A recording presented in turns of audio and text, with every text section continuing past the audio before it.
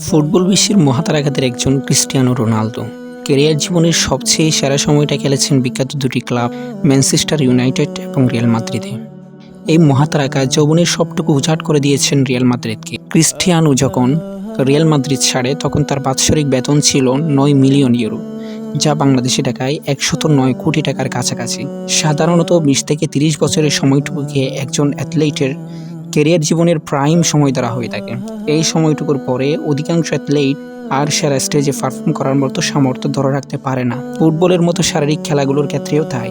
ফলে দেখা যায় অধিকাংশ তারকারা এই সময়ের পরে অবসরে চলে যান, অথবা এমন কোথাও খেলতে চলে যান যেখানে প্রতিযোগিতা তুলনামূলক অনেক কম। ক্রিস্টিয়ানো রোনালদোর বেলাতেও তাই।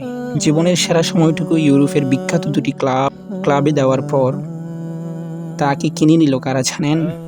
সৌদি আরবের একটা ফুটবল ক্লাব যার নাম আল নাসর। রোনালদো তার প্রাইম সময়ে রিয়াল মাদ্রিদে বছরে বেতন পেতেন ৯ মিলিয়ন ইউরো।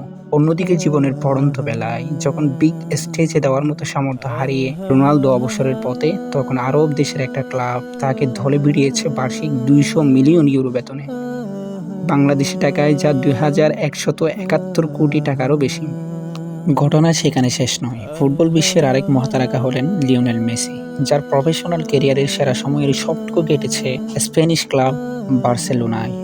ফুটবলে রোনালদো আর মেসি ছিলেন আচম্য প্রতিদ্বন্দ্বী। সৌদি আরবের আল নাসর ক্লাব যখন বার্ষিক ২০০ মিলিয়ন ইউরোতে রোনালদোকে কিনে নেয়, তখন সৌদি আরবের আরেক ক্লাব আল হিলাল ঘোষণা দেয় তারা ফুটবল বিশ্বের আরেক মহাতারকা লিওনেল মেসিকে কিনতে চায় বার্ষিক ৪০০ মিলিয়ন ইউরো বেতনে, যা বাংলাদেশি টাকায় ৪,৩৪২ কোটি টাকারও বেশি। রোনালদো এবং মেসি ক্যারিয়ার জীবনের সবটা উজাড় করে দিয়ে এসেছেন ইউরোপে। যে সময়টুকুকে ইউরোপ আর মূল্য দিতে রাজি নয় কোনোভাবে, সেই সময়টুকু আরব দেশের দনকবরা কিনে নিচ্ছেন বিলিয়ন বিলিয়ন ডলারের বিনিময়ে। শুধু একটু নাম, কিছু দর্শক আর ফুটবল বিশ্বের নজর তাদের ক্লাব আর দেশের দিকে ফেরানোর বিনিময়ে। দুনিয়াটা আমাদের জন্য পরীক্ষা ক্ষেত্র। এখানে আমাদের ক্ষয়ক্ষতি, অপূর্ণতা, অপ্রাপ্তি দিয়ে যেমন পরীক্ষা করা হয়, ঠিক এভাবে অঢেল বিত্ত, সুখ আর ঐশ্বর্যের মালিক করেও আল্লাহ সুবহানাহু ওয়া তাআলা তার বান্দাদের পরীক্ষায় ফেলেন। কিন্তু সমস্যা হলো, ক্ষয়ক্ষতি আর অপ্রাপ্তিগুলোকেই কেবল আমরা পরীক্ষা হিসেবে চিনেছি। অঢেল বিত্ত, অনিঃশেষ সুখ আর অনাবিল আনন্দকে আমরা চিহ্নিত করেছি জীবনের বারাকা হিসেবে। এগুলো যে জীবনের বারাকা হিসেবে আসে না তা অবশ্য নয়, কিন্তু সর্বদা এগুলো বারাকা নয়, মাঝে মাঝে পরীক্ষাও বটে।